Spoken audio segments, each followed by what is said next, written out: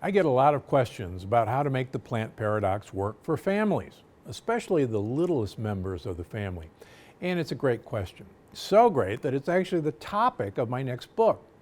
But that's not coming out for a few months, and in my opinion, it'd be unfair to keep you waiting that long for at least the basics. After all, nothing's more important than your health and the health of your family. So today I'm going to talk about the basics of eating the plant paradox way with little kids. But first, I've got a request for you. If there's anything you'd like to learn more about, please do me a favor and let me know in the comments below. I'm making this channel for you after all, so I want to make sure your health questions get answered. In fact, seeing all the questions about doing the plant paradox with kids actually inspired this video. So let's get started with the most common question I get about the plant paradox and families. Can little kids eat the plant paradox way? The simple answer, absolutely. And the truth is, it's pretty easy to do. In fact, I'm a big believer that the best way to put kids on a path to great health from a young age is to get them involved in the kitchen and to just feed them the things that you're eating. You see, a lot of kids, especially the little ones, are kind of put off by foods they think are weird or different. And a certain amount of that concern doesn't mean they're being picky or fussy. After all, we're all cautious around new things. It's natural. It's a self-preservation instinct. It's part of the reason we're all here today. But if your child sees people they trust, like mom or dad, eating and hopefully enjoying the new food, then it's not weird. It's not scary. It's just a food the family eats. But who knows? With enough time, it may just become something your child asks for on a regular basis. Kind of like how my grandson loves salad. Because they'll learn a secret that you and I know. Healthy can and should be delicious. But I understand making the swap can be hard for a lot of adults and likely even harder with kids. So I'm going to go ahead and tackle a few of the most commonly asked questions I get about kids and the plant paradox.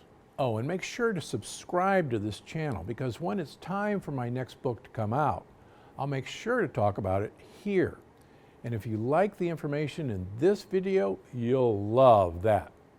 So, ready to dig in? How old do you have to be to start on the plant paradox plan? The answer? If your child eats food, they should be eating the plant paradox way, starting with their first foods. Here in California, I know a lot of babies, including my grandkids, whose first solid food is avocado. And that's a great starting point. It's full of healthy fats and protein, plus it's soft and easy to eat. But mashed sweet potatoes, avocados, pureed veggies, or really well-cooked millet is another great place for the littlest kids to start. And like I said, as they get older, consider just transitioning to the foods you're eating.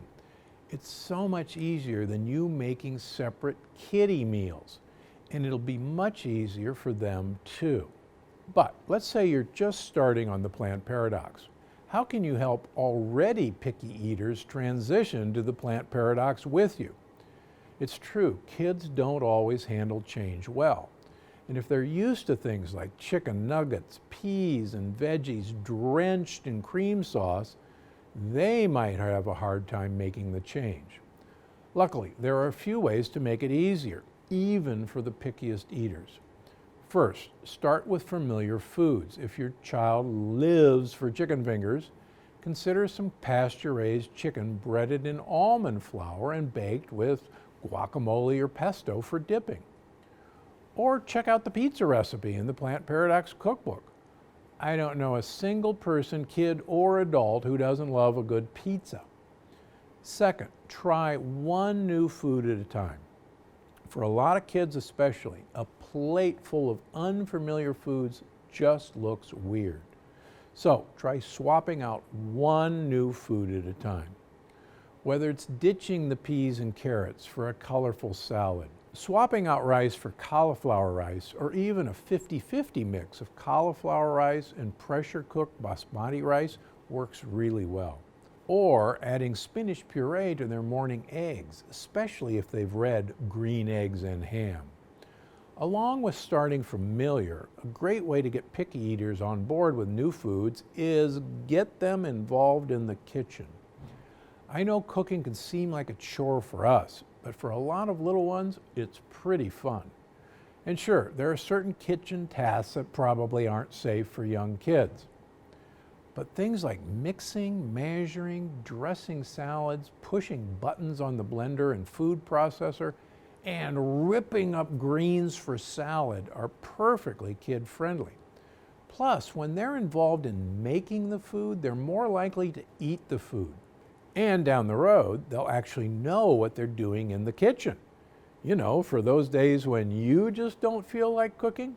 But how can I figure out what to make? I know, figuring out what's for dinner is hard. That's why I make it a point to put recipes in all my books, not just the cookbook. Even more important, I make sure that most of those recipes are familiar, tasting, family-friendly, and not super hard or time-consuming to make. Because I understand you're busy. You don't have 6 hours to make one meal. I mean, really, who does?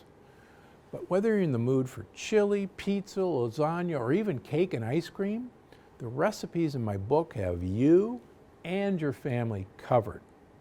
Still, it's helpful to always have a few quick, affordable go-to meals in your back pocket when you've got to be on autopilot and just to get dinner on the table. So some of my favorites are Miracle Noodle Pad Thai. The recipe's right here on my YouTube channel, and it cooks in about 10 minutes. A big green salad with avocado, walnuts, wild-caught shrimp, and plenty of olive oil.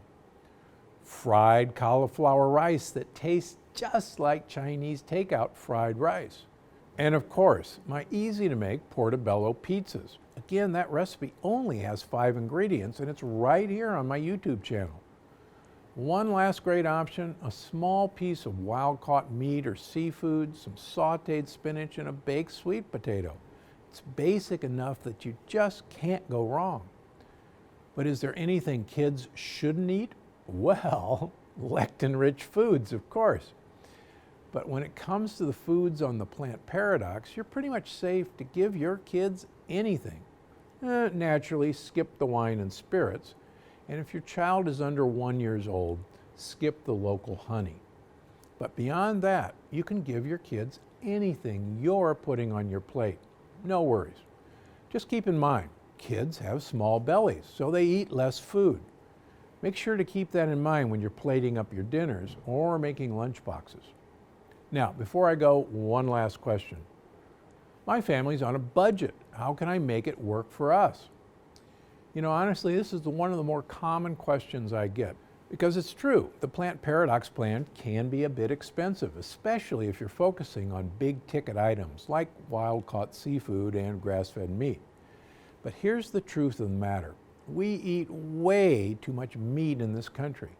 You don't need a 16-ounce ribeye for your dinner plate, and neither do your kids.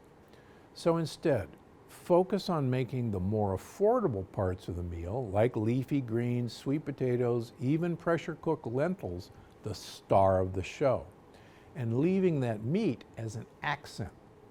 It's a great way to keep the grocery costs down and keep your meals healthy and delicious. In fact, if you get the chance, check out the Plant Paradox Quick and Easy. I put together a lot of family-friendly, budget-friendly options in there to keep your whole crew well-fed and your bank account happy. Because I'm Dr. Gundry, and I'm always looking out for you and your family.